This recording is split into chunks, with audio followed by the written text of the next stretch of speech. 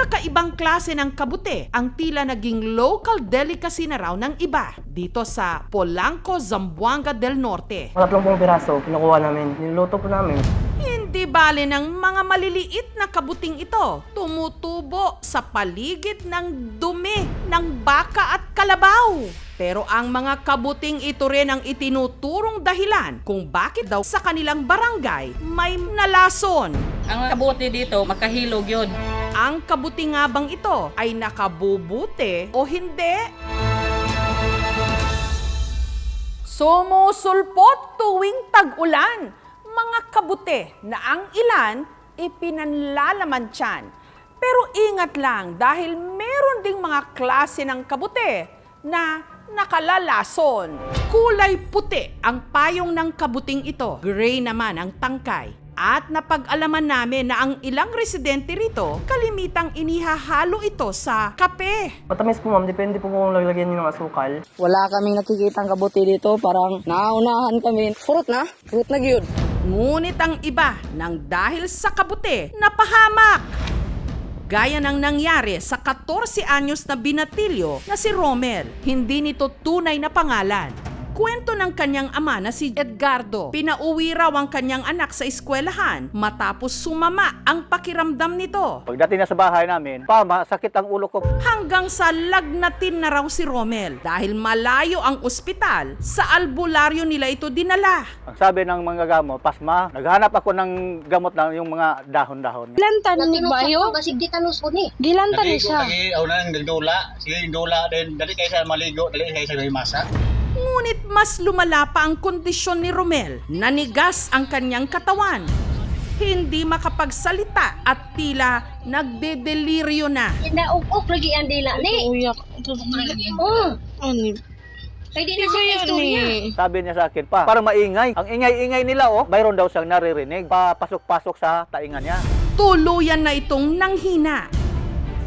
Tsaka nagdesisyon si Edgardo na isugod ang kanyang anak sa ospital. Hindi pa kami nakapasok sa loob. Nandiyan pa kami sa labas. Doon sila binawian ng buhay. Sabi niya yung doktor, cardiac arrest, tapos yung pangalawa, sepsis. Hanggang may nagsulputang mga kwento sa kanilang barangay na si Romel daw kasi sumama ang pakiramdam matapos kainin ang kinahuhumalingan nilang kabute. Bagay na kinumpirma ng kaibigan ni Romel na si Von, hindi nito tunay na pangalan. May binanggit siya sa akin na, Dalab, mimitas tayo ng mushroom. Sabi ko, hindi ako, pagagalitan ako ng nanay ko. Siya lang isang kumuha. Ang kabute, di umano, inihalo ni Romel at ng pinsan niyang si Randy sa kape. Pareho lang kami isang tasa. More than 50 na kabuti po yun. Pagkatapos kong kumain, wala naman akong naramdaman. Kung si Randy, wala raw naramdamang kakaiba. Si Romel, sumama ang lagay. Pero paglilinaw ni na Von at Randy, ang sinasabi nilang pag-inom daw ni Romel ng kape na may halong kabute, nakita nila ilang buwan nang nakalilipas. Hindi raw sila sigurado kung kumain ulit si Romel ng kabute bago nagsimulang sumama ang lagay nito kamakailan. Ang mga sintomas na nakita kay Romel nangyari rin sa isa pa nilang kabarangay na itago natin sa pangalang Miko matapos din niyang kumain ng kabute. Sobrang dami na dito. Hinalo namin sa kape. Dito po kami madalas kumukuha ng mushroom or kabutin. Ito, sobrang dami. Si Miko, matapos daw higupin ang kape na may halong kabute, nag-iba ang kanyang timpla. Mga 5 minutes to 10, hinay-hinay ng umepekto. Kahit walang ginagawa, natatawa. Pag tumitingin ako ng ilaw, parang may nakita akong mga spirals, mga rainbow. Umabot pa raw sa punto na hindi na siya makontrol ng kanyang tiyahin. Yung mga damit ng mama ko sa loob ng kwarto, hinahablot niya yung mga hanger. Pinupunit-punit niya yung banig ng mama ko.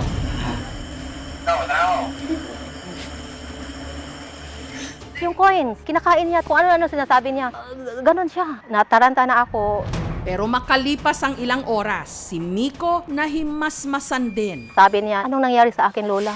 Anong klaseng kabuti kaya ang nakain ni na Romel, Randy at Miko? At bakit magkakaiba ang reaksyon ng kani-kanilang mga katawan? Ang kabute na tumutubo sa kanilang barangay, ipinasuri namin sa isang mycologist o yung tawag sa eksperto sa pag-aaral ng mga fungi gaya ng kabute. Ayon sa eksperto, ang kabute na inihahalo ng mga tiga-Pulangco sa kape, posibleng dalawang klase raw. Ang Paniolus antillarum at Paniolus cyanescens. Mga uri raw ng Coprophilus mushroom o kabuting madalas tumubo sa dumi ng hayop. Ang Paniolus antillarum mas makapal at mas light ang kulay ng cap o ng payong kumpara sa Paniolus cyanescens. Itong dalawang klase ng species na to ay recorded as edible pero hindi siya commonly eaten because of their unpleasant taste and yung bitterness.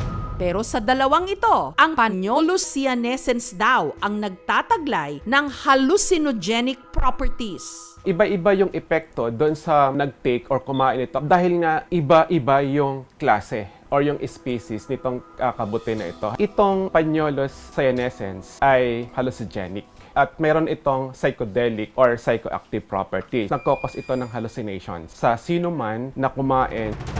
Ang nakababahala rito, may ilan na ginagamit ito bilang recreational drugs o yung tinatawag na shrooms o magic mushrooms na minsan na rin naming natalakay sa dati kong programang Jessica Soho Reports. Gamit ang isang hidden camera, ginalugad namin ang isla, nag-ikot at nagtanong-tanong kung saan matatagpuan ang mga magic mushroom. Nung tanungin namin ang mga binatang ito, ilan lang daw sila sa mga patagong nagbibenta ng shrooms. Ano yun? Kinakain?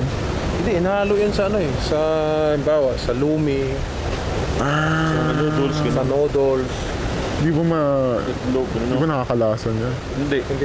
Ano to, lalagay sa itlog? Pero tulad ng shabu o marijuana, may dalang panganib ang pang-aabuso sa nasabing kabute.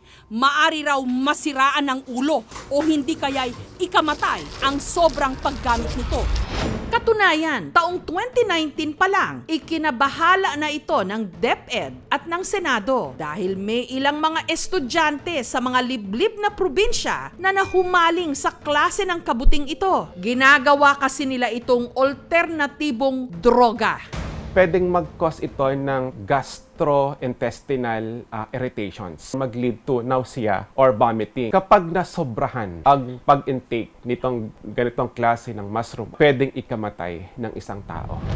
Kung titignan naman natin yung mga components, maaari din kasi meron kasing toxic component, yung isang mushroom na pwede niyang nakain. Pag mga ganyan kasing scenario, maaari din kasi nagkaroon siya ng cardiogenic shock. Ang findings ng pasyente is cardiopulmonary arrest, secondary to sepsis. Yung heart niya was so weak, incoherent din ang pasyente. Hindi po nagkaroon ng autopsy dahil hindi din na-request ng pamilya.